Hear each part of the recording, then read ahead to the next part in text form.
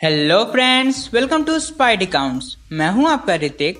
और इकोनॉमी एक ऐसा पहिया है जो जब तक अच्छे से चल रहा तब तक तो हर कोई खुश रहता है, बट जब ये पहिया किसी कारण से डगमगाता है तो बड़े बड़े अमीर लोग भी आम इंसान की तरह जमीन पर आ जाते हैं। मेरी ये बात सुनने में तो किसी मूवी डायलॉग जैसी लग रही होगी, बट ये सच है जिसे दुनिया कई बार महसूस कर चुकी है। तो आज मैं आपसे 5 सबसे भयंकर आर्थिक मंदी के बारे में बात करने वाला हूं, जिसने पूरी दुनिया को हिला कर रख दिया। तो चलिए शुरू करते हैं।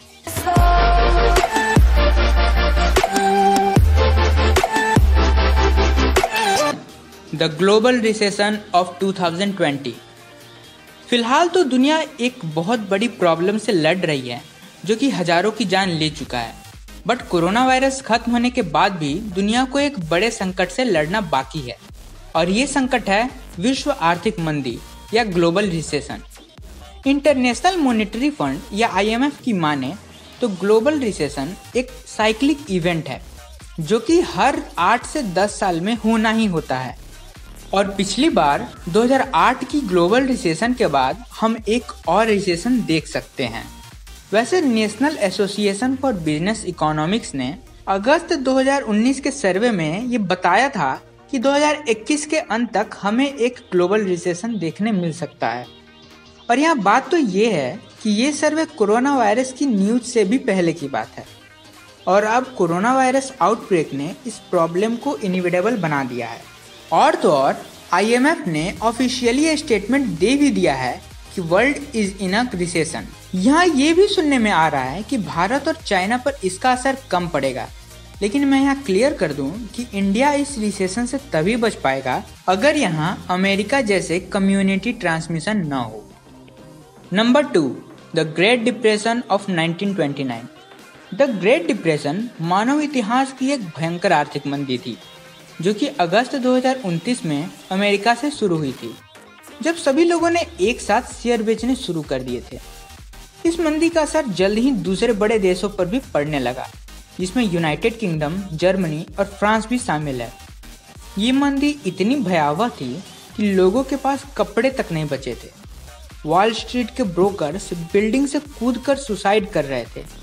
ग्लोबल GDP -26.7% तक गिर गया था, और अमेरिका में बेरोजगारी 607% तक बढ़ गई थी।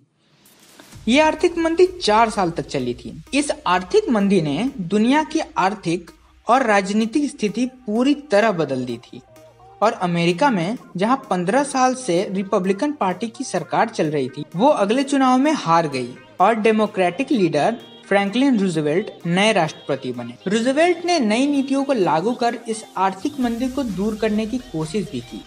और आपको बता दूं कि इस आर्थिक मंदी ने ही हिटलर को एक बड़ा मौका दिया जर्मनी पर काबू पाने का। Number 3, the great recession of 2008। The great recession एक विश्व आर्थिक मंदी का दौर था जो कि अमेरिका से ही शुरू हुआ था, जब सब प्राइम लोन के कारण जमीन के दाम एकदम से घटने लगे। वैसे एक कहावत बड़ी मशहूर है कि अगर अमेरिका छींकता है तो पूरी दुनिया को सर्दी लगती है। ऐसा ही हुआ 2008 में, जब अमेरिका में आई ये मंदी पूरी दुनिया में फैलने लगी। लोगों की अच्छी खासी जॉब्स चली गई, कई बैंक करप्ट हो गए और कई कंपनियां बंद हो गई। ग्लोबल GDP -5.6 तक घट गया था। इस मंदी का असर भारत पर भी पड़ा, जहां 9 से 10% की GDP होने वाली थी, वो सिकुड़कर 3 से 4% रह गई।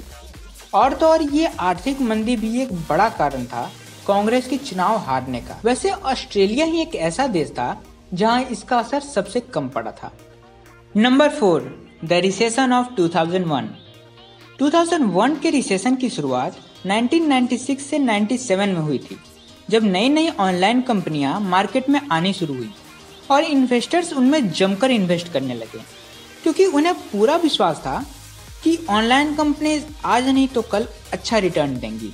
बट इसके कारण बहुत सी दूसरी ऑनलाइन कंपनीज भी खुलने लगी जिनके पास कोई सटीक बिजनेस प्लान भी नहीं था। लेकिन उस समय ऑनलाइन कंपनीज में इन्वेस्ट करना एक ऐसा ट्रेंड बन गया था कि इन कचरा कंपनियों को भी आराम से इन्वेस्टर्स मिल गए। लेकिन आउटकम आप जानते ही हैं। कुछ साल बाद भी जब इन कंपनियों ने अच्छा परफॉर्म नहीं किया तो इन्वेस्टर्स इन कंपनियों से दूर भागने लगे, जिनके कारण इन ऑनलाइन कंपनियों के शेयर धड़ल्ले से गिरने लगे। 1997 में 200 बिलियन वर्थ की कंपनी सॉफ्टबैंक का वर्थ 99% से घट गया था। और तो और इस आर्थिक मंदी में 11 सितंबर के वर्ल्ड ट्रेड सेंटर पे हुए आतंकी हमले ने आग में घी का काम कर दिया।